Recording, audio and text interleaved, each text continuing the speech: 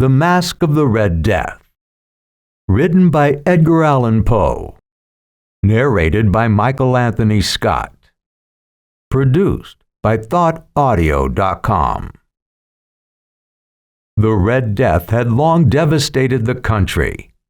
No pestilence had ever been so fatal or so hideous. Blood was its avatar and its seal, the redness and the horror of blood. There were sharp pains and sudden dizziness, and then profuse bleeding at the pores with dissolution. The scarlet stains upon the body, and especially upon the face of the victim, were the pest ban which shut him out from the aid and from the sympathy of his fellow men. And the whole seizure, progress, and termination of the disease were the incidents of half an hour. But the Prince Prospero was happy and dauntless and sagacious. When his dominions were half depopulated, he summoned to his presence 1,000 hale and light-hearted friends from among the knights and dames of his court, and with these retired to the deep seclusion of one of his castellated abbeys. This was an extensive and magnificent structure, the creation of the prince's own esoteric yet august taste. A strong and lofty wall girdled it in. This wall had gates of iron. The courtiers, having entered, brought furnaces and massy hammers and welded the bolts. They resolved to leave means neither of ingress nor egress to the sudden impulses of despair or of the frenzy from within. The abbey was amply provisioned. With such precautions, the courtiers might bid defiance to contagion. The external world could take care of itself. In the meantime, it was folly to grieve or to think. The prince had provided all the appliances of pleasure. There were buffoons, there were improvisatori, there were ballet dancers, there were musicians, there was beauty, there was wine. All these and security were within. Without was the Red Death. It was towards the close of the 5th or 6th month of his seclusion, and while the pestilence raged most furiously abroad, that the Prince Prospero entertained his 1,000 friends at a masked ball of the most unusual magnificence. It was a voluptuous scene, that masquerade. But first, let me tell of the rooms in which it was held. These were 7, an imperial suite. In many palaces, however, such suites form a long and straight vista, while the folding doors slide back nearly to the walls on either side, so that the view of the whole extent is scarcely impeded. Here the case was very different, as might have been expected from the Duke's love of the bizarre. The apartments were so irregularly disposed that the vision embraced but little more than one at a time. There was a sharp turn at every 20 or 30 yards, and at each turn a novel effect. To the right and left, in the middle of each wall, a tall and narrow Gothic window looked out upon a closed corridor which pursued the windings of the suite. These windows were of stained glass, whose color varied in accordance with the prevailing hue of the decorations of the chamber into which it opened. That at the eastern extremity was hung, for example, in blue, and vividly blue were its windows. The second chamber was purple in its ornaments and tapestries, and here the panes were purple. The third was green throughout, and so were the casements. The fourth was furnished and lighted with orange, the fifth with white, the sixth with violet. The 7th apartment was closely shrouded in black velvet tapestries that hung all over the ceiling and down the walls, falling in heavy folds upon the carpet of the same material and hue. But in this chamber only, the color of the windows failed to correspond with the decorations. The panes here were scarlet, a deep blood color. Now in no one of the 7 apartments was there any lamp or candelabrum amid the profusion of golden ornaments that lay scattered to and fro or suspended from the roof. There was no light of any kind emanating from lamp or candle within the suite of chambers. But in the corridors that followed the suite, there stood, opposite to each window, a heavy tripod bearing a brazier of fire that projected its rays through the tinted glass and so glaringly illumined the room. And thus were produced a multitude of gaudy and fantastic appearances. But in the western or black chamber, the effect of the firelight that streamed upon the dark hangings through the blood-tinted panes was ghastly in the extreme, and produced so wild a look upon the countenances of those who entered, that there were few of the company bold enough to set foot within its precincts at all. It was in this apartment also that there stood against the western wall a gigantic clock of ebony. Its pendulum swung to and fro with a dull, heavy, monotonous clang. And when the minute hand made the circuit of the face, and the hour was to be stricken, there came from the brazen lungs of the clock a sound which was clear and loud and deep and exceedingly musical, but of so peculiar a note and emphasis that at each lapse of an hour the musicians of the orchestra were constrained to pause momentarily in their performance to hearken to the sound, and thus the waltzers perforce ceased their evolutions. And there was a brief disconcert of the whole happy company. And while the chimes of the clock yet rang, it was observed that the giddiest grew pale, and the more aged and sedate passed their hands over their brows, as if in confused revelry or meditation. But when the echoes had fully ceased, a light laughter at once pervaded the assembly. The musicians looked at each other and smiled, as if at their own nervousness and folly, and made whispering vows, each to the other, that the next chiming of the clock should produce in them no similar emotion. And then after the lapse of 60 minutes, which embraced 3,600 seconds of the time that flies, there came yet another chiming of the clock, and then were the same disconcert and tremulousness and meditation as before. But in spite of these things, it was a gay and magnificent revel. The tastes of the Duke were peculiar. He had a fine eye for colors and effects. He disregarded the decora of mere fashion. His plans were bold and fiery, and his conceptions glowed with barbaric luster. There are some who would have thought him mad. His followers felt that he was not. It was necessary to hear and see and touch him to be sure that he was not. He had directed in great part the movable embellishments of the 7 chambers upon occasion of this great fête, and it was his own guiding taste which had given character to the masqueraders. Be sure they were grotesque. There were much glare and glitter and piquancy and phantasm, much of what has been since seen in Hernani. There were arabesque figures with unsuited limbs and appointments. There were delirious fancies, such as the madman fashions.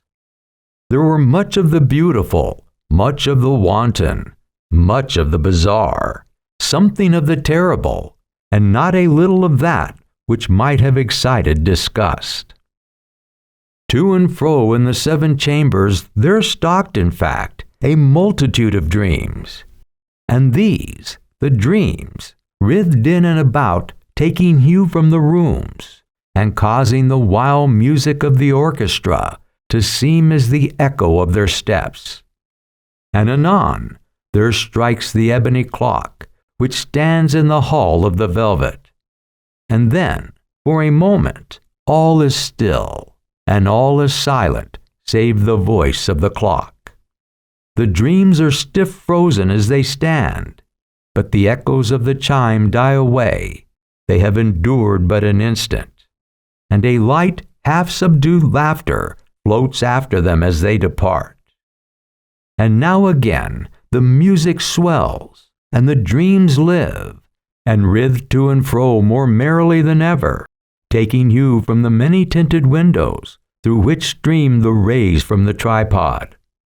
But to the chamber which lies most westwardly of the seven, there are now none of the maskers who venture, for the night is waning away, and there flows a ruddier light through the blood-colored panes, and the blackness of the sable drapery appalls. And to him whose foot falls upon the sable carpet, there comes from the near clock of ebony a muffled peal more solemnly emphatic than any which reaches their ears, who indulged in the more remote gaieties of the other apartments. But these other apartments were densely crowded, and in them beat fervishly the heart of life, and the revel went whirlingly on, until at length there commenced the sounding of midnight upon the clock. And then the music ceased, as I have told, and the evolutions of the waltzers were quieted, and there was an uneasy cessation of all things as before. But now there were 12 strokes to be sounded by the bell of the clock. And thus it happened, perhaps, that more of thought crept, with more of time, into the meditations of the thoughtful among those who revelled. And thus, too, it happened, perhaps, that before the last echoes of the last chime had utterly sunk into silence, there were many individuals in the crowd who had found leisure to become aware of the presence of a masked figure which had arrested the attention of no single individual before. And the rumor of this new presence having spread itself whisperingly around, there rose at length from the whole company a buzz or murmur expressive of disapprobation and surprise, and finally of terror, of horror, and of disgust. In an assembly of phantasms such as I have painted, it may well be supposed that no ordinary appearance could have excited such sensation. In truth, the masquerade license of the night was nearly unlimited, but the figure in question had out-Heroded Herod, and gone beyond the bounds of even the prince's indefinite decorum. There are chords in the hearts of the most reckless which cannot be touched without emotion.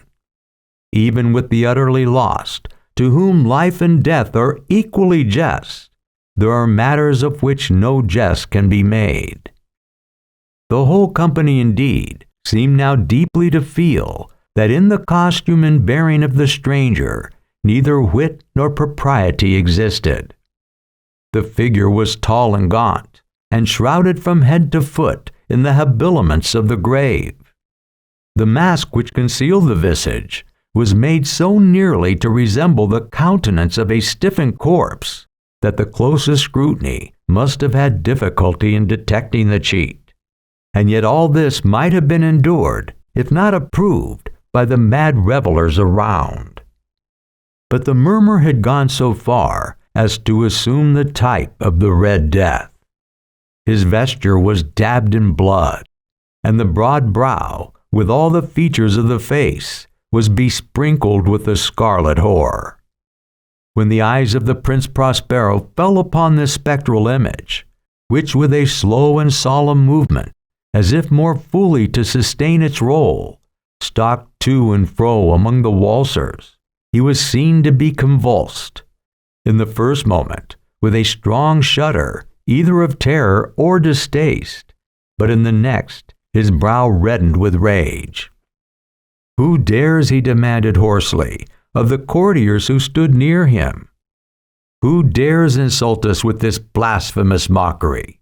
Seize him and unmask him, that we may know whom we have to hang at sunrise from the battlements." It was in the eastern or blue chamber in which stood the Prince Prospero as he uttered these words. They rang throughout the 7 rooms loudly and clearly, for the prince was a bold and robust man, and the music had become hushed at the waving of his hand. It was in the blue room where stood the prince, with a group of pale courtiers by his side.